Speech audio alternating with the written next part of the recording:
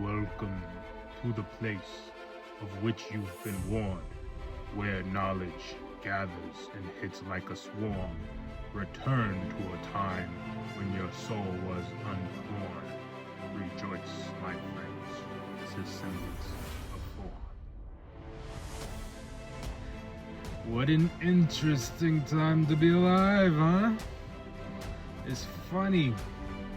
You got the line, this is actually, like, when you look at things, it's the greatest time to be alive, you know? But it's like a line that steadily shifts in the sand. It's just pulled along by an imaginary hand. And you're trying to chart it out, but you're like, I don't understand crypto. So, once again, you got the two sides in an eternal battle for conquest. And every 4 years, you get the chance to make a difference. As I write this, I'm listening to the Season 3 Kingdom original soundtrack. Let me put you on some game. Got the horns, got the energy, feel like you're ready to get into something. And it makes it all seem a little bit small, when you're comparing it to fighting an endless war to unite 7 kingdoms. But we got our own kind of battle kind of brewing here. I mean, there's been plenty of dissent and jubilation over this election, probably more than any other US election. Though I bet there were some pretty stone cold actions around those first 15 or so of them. Let me get to the point though. I don't think anyone should be too surprised at how this turned out. It's not Kamala's fault. It's not the policies. It's not the campaign. And it kind of isn't Trump's fault, though it kind of is, but probably not for the reason that you think. Now, I won't say who I voted for, because that's besides the point. But I will tell you that it just seemed pretty inevitable, and I felt this way for a long time. So I had a conversation with a couple buddies around the time when Trump was running against Biden in 2020. It looked like a close race and everything, and one of my buddies was like, yo, Biden's gonna win this thing, and then Trump's gonna win the next one. And at first you're like, I don't know, man, that's kind of wild. Wouldn't it make more sense to Biden win again, or they find somebody else or something? But the more we talked about it, we brainstormed it up for a bit, and eventually I was convinced to the point that when Biden won, I was like, damn, it's gonna happen. It's gonna happen. So how did I know way back then, about a 90% certainty, that my buddy had made a correct prediction? It definitely took a little bit of time to climb up that high, but the signs were there from the start. Now, no one's gonna say that January 6th was not a wild event. A lot of crazy stuff went down that day. But did it have to last for 3 years? That's my question. It was a day. You talk about World War II or something for forever. 3 years straight, about a day. But anyway, so it's funny how Joe Biden has become so much more energetic and likable since the results. I doubt there has been a more invisible president during the era of widespread television screens. And beyond that, you have, in general, way more screens. Everyone's got at least 3 screens on them in their vicinity. So he was unseen unless you were into the gaps. But you can't find them on TV. You gotta be searching. But yeah, it's not hard to find information anymore. And whether it's good or bad information, some people are going to search more than others. They're going to figure out more layered opinions. Some people have simply more time on their hands to figure things out for themselves. Regardless, the main culprit in deciding who won this election is simply the mainstream media. Like, let's take it back to January 6th. Now, while this event was pretty unprecedented, if you look at history, I mean, we've had armed veterans marching on the Capitol with firearms for payment in like 1932. So, yeah, we've matured. Yeah.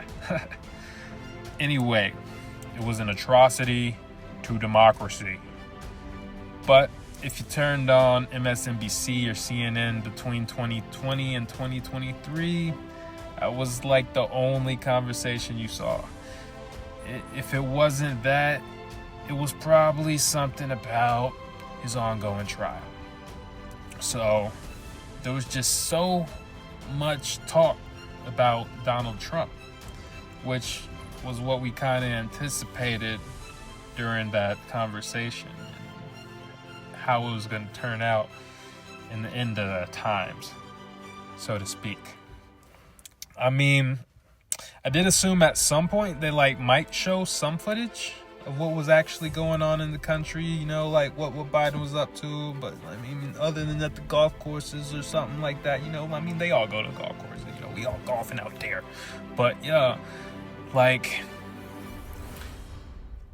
it was a place where the channels would only show these stories to where you'd only find 10% of the content wasn't something about whatever the heck's going on with Donald Trump. So you might maybe see a story about the conflict in Ukraine or Israel versus Hamas, but then it was back to the same old tired story. And I don't use tired to say that there was anything untrue about the stories against Trump. I'm not privy to that info, so I'm not going to speak on it. But I use tired to say people were just generally tired of hearing the same old thing. Like, during that time period, I was living in a household that you would probably count as blue. Like, there was no red in the household. That was never really an idea, except for back after Clinton did his thing and messed around with that girl, because we weren't having that. But anyway, so they would only run the same old story over time. So all of a sudden, CNN, MSNBC changed out from being the popular choice in the house to we're watching Israeli news. So that's crazy. So, and that was before everything went down. So, of course, he's got many hardcore supporters in the across the country, but for the people in the middle, they didn't really have much of a choice. They were tired. And then you have the fact that most people who grew up in the 90s will tell you that the left has shifted its position a significant margin over time, and it's kind of moved away from being a party about every American to a more combative profile. And one of the funniest examples of this is in the whole controversy over Joe Rogan. Many people think it was a major factor in deciding the election, but it only helped reveal an underlying truth after the fact. That is, the compass is off. One left-wing pundit said, Kamala didn't need to go on the interview. We need our own Joe Rogan. I mean, are we talking about clones here, man? What do you mean, man? It's not that simple, man. It's they could also probably use their own Elon Musk as well, man. Just bring in the clones, man. Why are you saying that out loud? Look. Whatever you feel about these people, you cannot disagree that they are extremely influential, and they are also tired. So what a coincidence that after we got Sleepy Joe, the masses were tired enough for the Republican nominee to win the popular vote, which is pretty much insanity, because they keep saying the line that it was the first time since President George W. Bush that happened for a Republican candidate, but they don't say that that came as a result of him being a wartime president in the middle of the US's most destructive, televised, patriotism inspiring event of all time. I mean, that's huge for making people vote, for keeping things on the same track. So people were tired, and even though whoever you think I voted for, you are probably wrong, and that's the power of prescience. When you watch the future play out in the present, it's much more amusing than anything, even if like sometimes you're laughing to not cry, or maybe you're just doing both. But imagine just sitting in a room talking junk to someone that you don't like for 8 years. Who's ready for 4 more? Yeah, so yeah, I mean, it really is what it is, man, in the end. And so that's about all I got today. We ain't doing any extra storyline. We're just breaking this down, leaving it here and stuff. So yeah, like, comment, subscribe.